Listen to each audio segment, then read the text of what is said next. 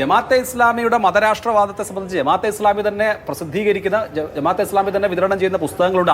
അവർക്ക് അവരുടെ പൊളിറ്റിക്കൽ ഐഡിയോളജിയിൽ വളരെ ക്ലാരിറ്റി ഉണ്ട്. എന്റെ ചോദ്യം അതാണ്. അപ്പൊ അവരുടെ ഇടയിൽ തന്നെ അതിനകത്ത് അഭിപ്രായ വ്യത്യാസമുണ്ട്. അവർക്ക് ഇതിൽ നിന്ന് മാറാൻ കഴിയില്ല.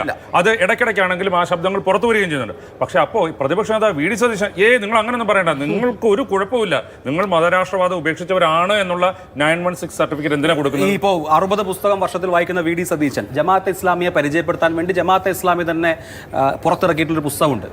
പ്രകാശം പരത്തുന്ന പ്രസ്ഥാനം എന്നാണ് ആ പുസ്തകത്തിന്റെ പേര്.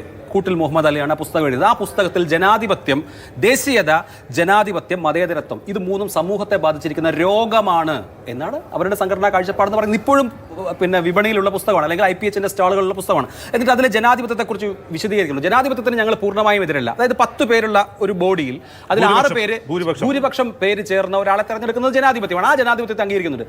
പക്ഷേ ആ ബോഡി നിയമങ്ങൾ ഉണ്ടാക്കിയാൽ അത് അംഗീകരിക്കാൻ പറ്റില്ല. കാരണം നിയമം ഉണ്ടാക്കേണ്ടത് ദൈവമാണ്.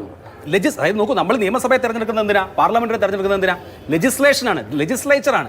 നിയമനിർമ്മാണ അധികാരം ദൈവത്തിന് മാത്രമേ ഉള്ളൂ, ജനങ്ങൾക്കില്ല. അതല്ലെങ്കിൽ തെരഞ്ഞെടുക്കപ്പെടുന്ന ബോഡികൾക്കില്ല. ഇതാണ് ഞങ്ങളുടെ ജനാധിപത്യത്തെക്കുറിച്ചുള്ള സങ്കല്പമെന്ന് അവർ തന്നെ എഴുതി വെച്ചിട്ടുള്ള പുസ്തകമുണ്ട്. ഇത് മാത്രമല്ല, അത് കൂടുതൽ വിശദീകരിക്കുന്നുണ്ട്. ഷെയ്ഖ് മുഹമ്മദ് കാരക്കുന്ന് മുതൽ അബു അല മൗദൂദിയുടെ തന്നെ പുസ്തകങ്ങളെല്ലാം മലയാള ഭാഷയിൽ അച്ചടിച്ച് IPH തന്നെ പ്രസിദ്ധീകരിച്ച് വിതരണം ചെയ്യുന്നുണ്ട്. അപ്പോൾ 60 പുസ്തകം വായിക്കുന്നതിന് കൂടുതൽ ഒറ്റ പുസ്തകം കൂടെ കൂടുതൽ വായിച്ചിരുന്നെങ്കിൽ ഈ എംബാരസ്മെന്റ് ഒഴിവാക്കായിരുന്നു.